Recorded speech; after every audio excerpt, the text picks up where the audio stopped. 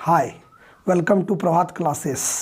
आज हम लोग पूर्णांक क्लास 7 झारखंड बोर्ड पढ़ने जा रहे हैं। पूर्णांक में हम लोगों ने प्रश्नावली 1.3 तक हल करके दिखलाए थे। आज प्रश्नावली 1.4 बतलाना है, जिसमें पूर्णांकों का भागफल है। भाग करने के लिए सीखना है। पहला सवाल से हम लोग चलते हैं। 1 नंबर सवाल कहता है निम्नलिखित के मान ज्ञात कीजिए। इसमें पहला सवाल 1 का ए है -28 भागा 7। -28 को भाग देना है 7 से, तो 28 को 7 से भाग दीजिएगा तो 4 आएगा। माइनस है, यहाँ कुछ नहीं है यानी प्लस है। माइनस को प्लस से भाग दीजिएगा तो माइनस ही आएगा, तो ये -4।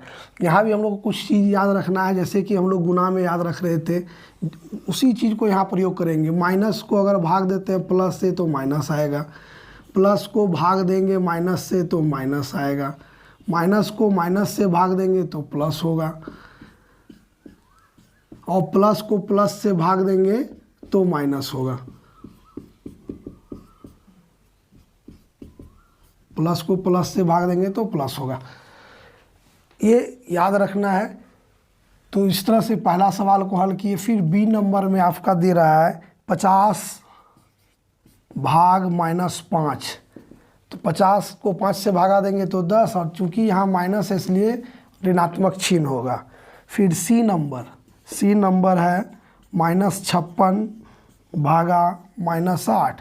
दोनों तरफ माइनस है तो कट के प्लस हो जाएगा, और 8 सती 56 यानी 7 बार में कट जाएगा। फिर डी नंबर -29 को भाग देना है +29 से, तो ये तो -1 होगा। ई नंबर में आपका सवाल है 15 भाग -4 + 3। तो यहाँ पर क्या करेंगे, ये 15 पहले ब्रैकेट के अंदर बोडमास का रूल हम लोग यहाँ लागू करेंगे। बोडमास का रूल में कहता है पहले ब्रैकेट के अंदर काम करना है, तो यहाँ -4 में 3 जोड़ेंगे तो -1 होगा। 15 को -1 से भाग दे रहे तो -15 होगा। फिर एफ नंबर सवाल है 0 को भाग दे रहे हैं -11 से। 0 को किसी भी संख्या से भाग दीजिए 0 ही आएगा। जी नंबर -31 भागा ब्रैकेट -30 + -1। पहले बड़ी ब्रैकेट के अंदर काम करेंगे। इसके अंदर भाग है तो जोड़ है -30, और -1 का जोड़ -31 होगा।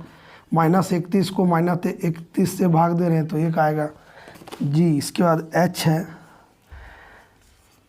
-6 गुना 5 डिवाइडेड बाय -2 + 1। 6 × 30 -30 हो गया यहाँ, भागा -2 में 1 जोड़ेंगे तो -1 होगा। माइनस को माइनस से भाग देंगे तो प्लस हो जाएगा। 30 को 1 से भाग देंगे तो 30 यानी +30। इसके बाद आई नंबर सवाल है 0 भाग -11।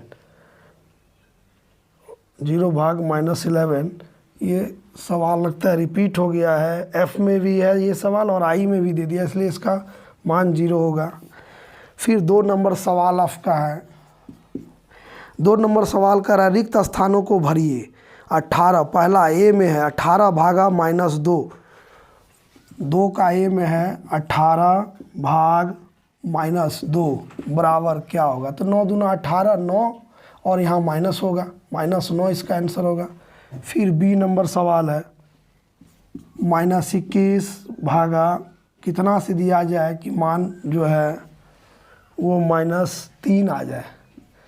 -21 को कितना से भागा देंगे तो -3, यानी यहाँ माइनस है यहाँ भी माइनस है तो प्लस से ही भाग देंगे, और 7 से तो 21 आएगा। सी नंबर सवाल है -203 भाग खाली जगह कितना से दें कि 1 आए, तो -203 को -203 से ही भाग देंगे तो 1 आएगा।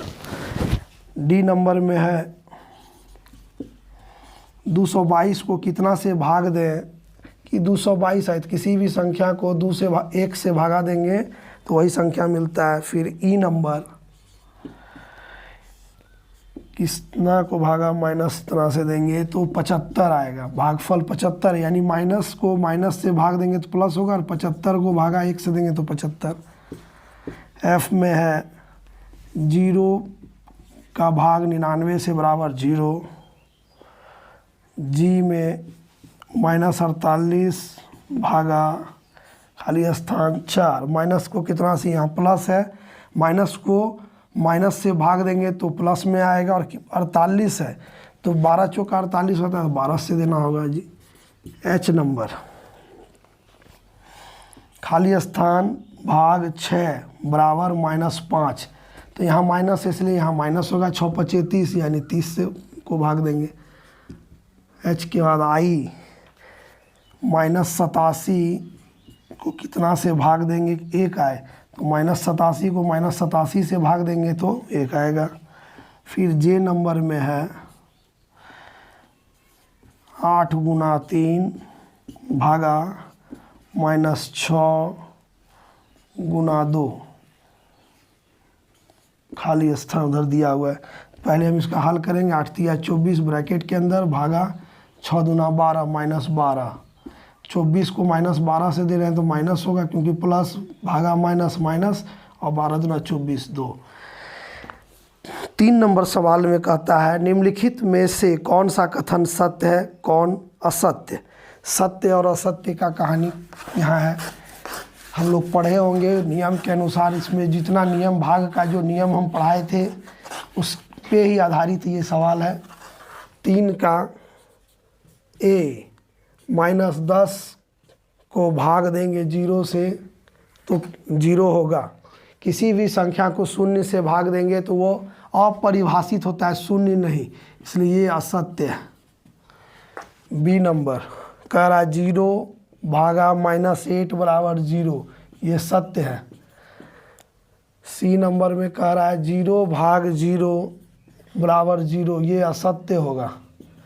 किसी भी 0 को भी आप भाग 0 से दीजिएगा तो वो 0 नहीं होगा। वो -25 भागा -1 बराबर 25, ये सत्य है।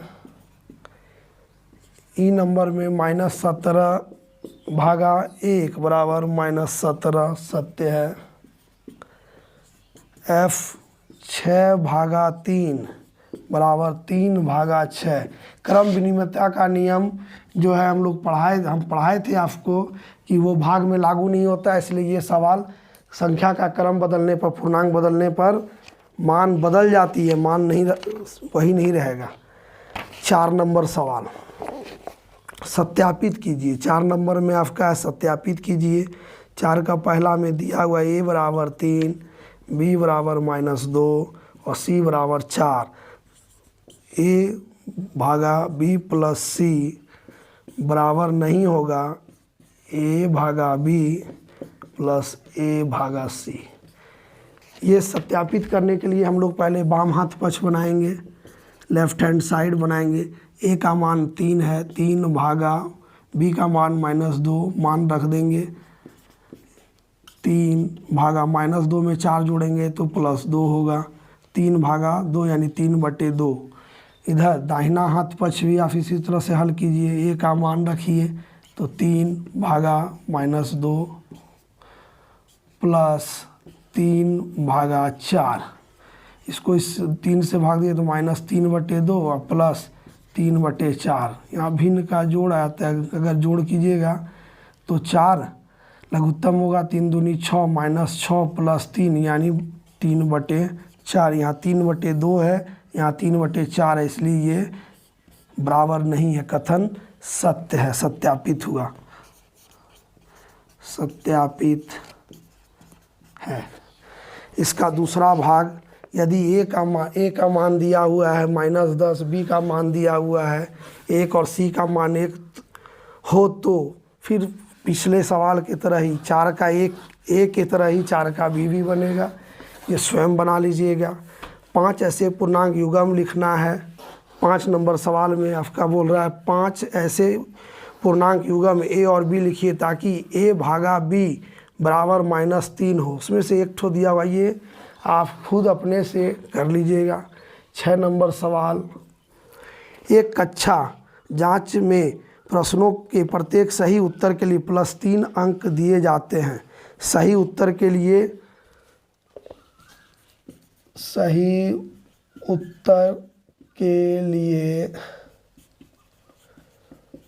प्राप्त अंक बराबर +3 है। प्रत्येक गलत उत्तर के लिए -2, गलत उत्तर के लिए प्राप्त अंक बराबर -2 है, दिए जाते हैं। और किसी प्रश्न को हल करने का प्रयास नहीं करने पर कोई अंक नहीं दिया जाता है। ठीक है, तो पहला, उसमें से पहला 6 का पहला भाग कहता है शिवानी ने 20 अंक प्राप्त किए। शिवानी के द्वारा प्राप्त अंक है, शिवानी के द्वारा प्राप्त अंक बराबर 20। यदि उसने 12 सही उत्तर दिए, सही उत्तर की संख्या बराबर है 12, तो सही उत्तर में प्राप्त अंक बराबर हो जाएगा 12 गुना 3 बराबर 36। 36 अंक उसको प्राप्त किया। तो उसने कितने प्रश्नों का उत्तर गलत दिया, तो 36 अंक प्राप्त हुआ और उसको आया 20, तो कितना अंक घटा, इसलिए गलत उत्तर में प्राप्त अंक बराबर हो जाएगा 20 - 36 बराबर -16। इसलिए गलत उत्तर की संख्या बराबर हो जाएगा -16 भागा गलत अंक प्रश्न में प्राप्त अंक बराबर -2, यानी कि 8 प्रश्न का उत्तर उसने गलत दिया था। इसी तरह से 6 नंबर का दूसरा सवाल कहता है मोहिनी को -5 अंक प्राप्त होते हैं जबकि उसके 7 उत्तर सही पाए जाते हैं। उसने कितने प्रश्नों का उत्तर गलत दिया? तो मोहिनी के द्वारा प्राप्त अंक हो गया, मोहिनी को प्राप्त अंक -5, सही उत्तर की संख्या 7, इसलिए सही उत्तर में प्राप्त अंक बराबर हो जाएंगे 7 गुना 3 बराबर 21। तो कुल गलत उत्तर में प्राप्त अंक, कुल उत्तर कितना गलत प्राप्त हुआ, तो ये सही में इतना हुआ था और इतना उसको आया था। इसमें इसको हम लोग टोटल प्राप्त अंक में इसको घटा देंगे, तो -5 घटा 21 बराबर -26। गलत उत्तर में उसको -26 अंक प्राप्त हुए, इसलिए गलत उत्तर की संख्या बराबर हो जाएगा -26 भागा -2 बराबर 13। प्रश्न जो है उसका गलत हुआ था 13। अब 7 नंबर सवाल, कोई दुकानदार एक कलम बेचने पर 1 रुपया लाभ अर्जित करता है। एक कलम पर लाभ बराबर 1 रुपया, एक कलम पर लाभ बराबर रुपया 1 या 1 रुपया, 1 रुपया, और अपने पुराने स्टॉक की पेंसिलों को बेचते हुए 40 पैसा प्रति पेंसिल का हानि उठाता है। एक पेंसिल पर हानि बराबर 40 पैसा, या इसको 0.4 रुपया भी कह सकते हैं। 7 का पहला में अक्टूबर माह में उसने 5 रुपया की हानि उठाई। इस अवधि में कुल हानि जो है 5 रुपया है। इस अवधि में 45 कलम बेची, कलम की संख्या बराबर 45, तो लाभ, कलम में लाभ बराबर 45 रुपया हो जाएगा। इस अवधि में उसने कितने पेंसिल बेची, तो लाभ 45 रुपया हुआ, हानि उसका 5 रुपया हुआ, तो कुल हानि कितना हो जाएगा, इसलिए कुल हानि बराबर कुल हानि बराबर हो जाएगा 45 + 5 बराबर 50 रुपया की हानि होगी, क्योंकि 45 रुपया जो लाभ कमाया वो और प्लस 5 रुपया और तो 50 रुपया हानि। इसलिए पेंसिल की संख्या बराबर जो होगा 50/0.4। दुक्का से 2 बार, दुक्का से 5 बार, दुक्का से 25, यानी 125 पेंसिल उसने अक्टूबर में बेचा। इसका दूसरा सवाल भी है, नवंबर महीना में उसने लाभ हुआ ना हानि हुआ। यदि उसने इस महीने में उसने 70 कलमें बेची, कलम की संख्या बराबर 70, लाभ बराबर 70 रुपया, पेंसिल की संख्या बराबर हो जाएगा 70 रुपया बटे 0.4। एक पे हानि इतना था, कुल हानि 70 के बराबर था, तो इसीलिए इतना बटे इतना। दुक्का से 2 बार, 5 बार, दुक्का से 35, 35 गुना 5, 5 25, 25 के 5 हाथ में 2, 5 × 15 16 17, 175 पेंसिल उसने नवंबर में बेचा। इस तरह से आपका पूर्णांक चैप्टर समाप्त होता है। अगला चैप्टर के लिए नेक्स्ट वीडियो देखिए। अगर मेरा चैनल अच्छा लगता है, किसी तरह का सुझाव देना है तो कमेंट कीजिएगा। नेक्स्ट वीडियो के लिए देखते रहिए मेरा वीडियो। धन्यवाद।